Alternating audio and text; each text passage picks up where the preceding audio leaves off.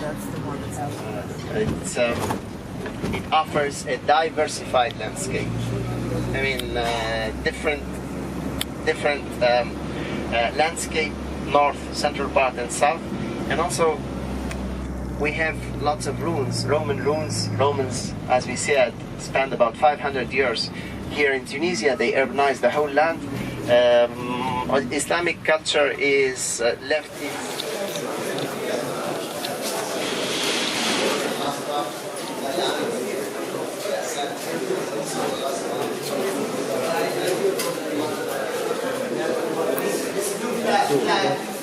It's a gift of God.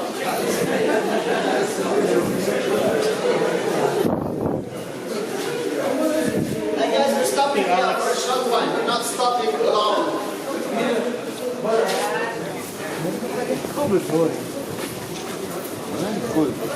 مو واحد هون اللي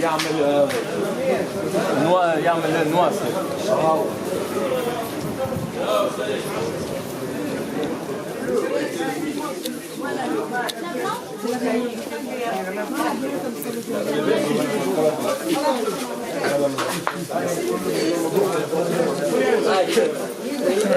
Hi, friend.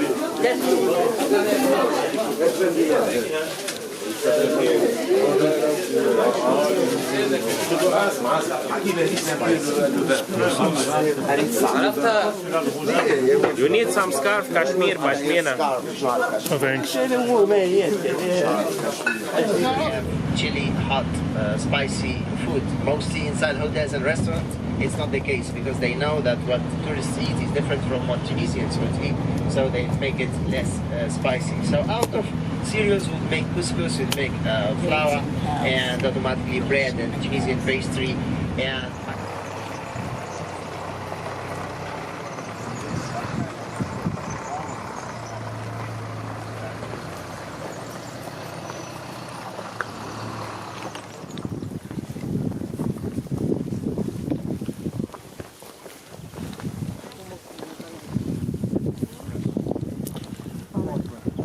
Walk sideways and you get less than that.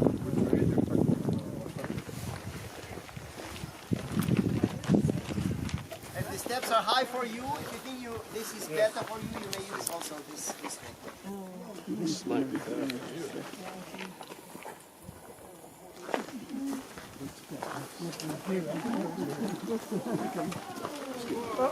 What happened? So, Wow.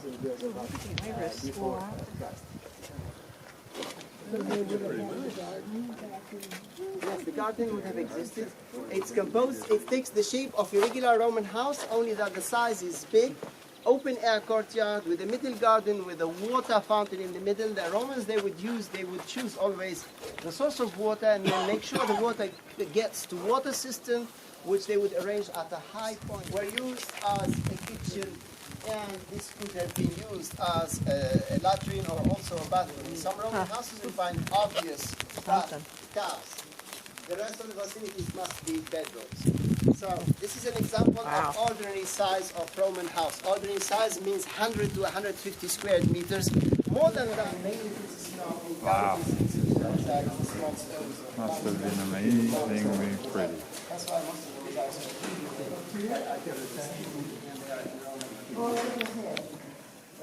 So this mosaic must go back to the last Roman period, Byzantine Christian Roman. That's in the 6th century after Christ. The whole monument is Roman, reused later on by the Byzantine Christian people. Sign for this somewhere? Are we going up to the temple? Yes. We're going to the temple. We cannot miss that one. We're going back to the theater. We cannot miss that one. We've been all of it. Written in 2 languages, Punic, Carthaginian, and Numidian means brother. So the same text translated in 2 languages. The inscription says that the name of the architect had built that mausoleum or tomb. The tomb was never found, nothing inside the tomb, maybe it was not. But what happened in the 19th century for this monument, which according to French people, and they made sure to keep the Berber beliefs as they are. When the temples, gods, mausoleums, the tomb of 200 years before Christ, today. So that was the Romanization process in North Africa. There was a competition between the locals and the Romans to build public monuments from their own money, like this and the temple and so on, and to become famous and be elected in the locals. Yes. Until a given time, it would have been respected. But the Romanization process, this is the process to change the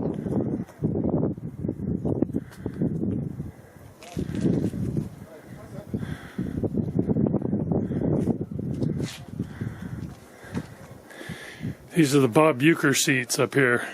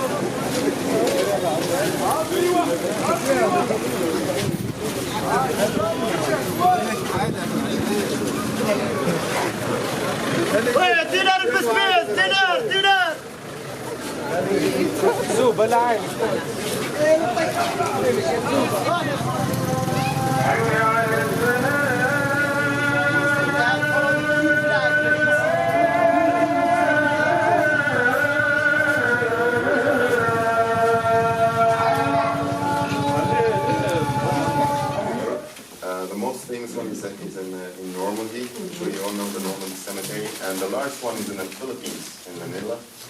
And so we are not as famous as the one in Normandy. We're not as big as the Philippines, but we are the only cemetery here in Africa. In the whole African continent, this is the only American cemetery. And most Americans, unfortunately, unless they are service members, they don't know this place exists in the first place. They don't know much what happened here in North Africa, the North African campaign. Because usually when we talk about World War II, they always think about the European side, the Pacific, but it all started here. There were over 18,000 American casualties in North Africa, over 12,000 killed.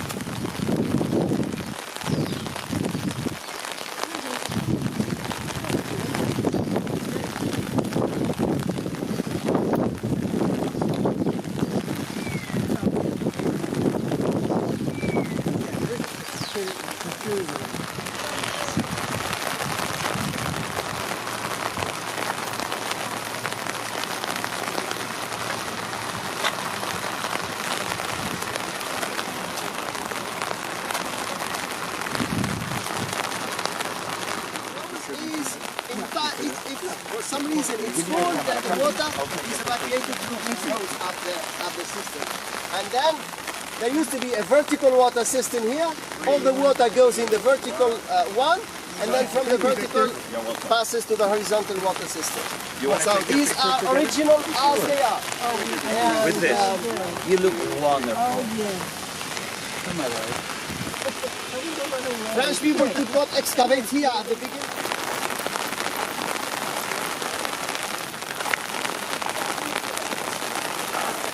Okay, now back to the question, Dirsa. What does Dirsa mean? Tirsa is a Greek word which means the bull hide, the skin of a bull, an ox, a male cow.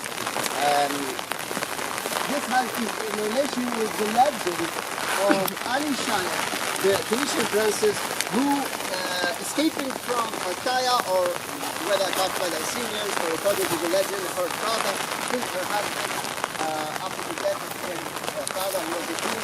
Then he wanted to become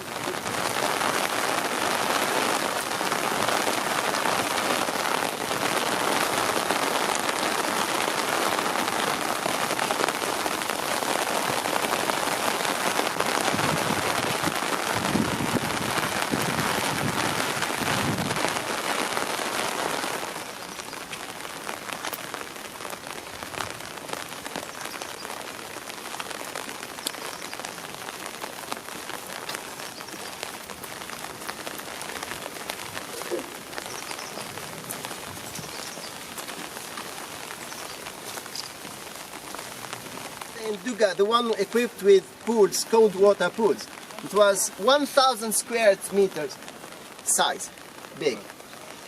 The roof of which was supported by 8 big, huge columns. That one, you see it? This was hibernating until it comes up. Guys, you go slowly if you're coming downstairs. Wow. Yeah, me also, I rarely shoot such things. It's huge. Yeah, fishermen, those who fish with the hook, they would buy it for $10. Really?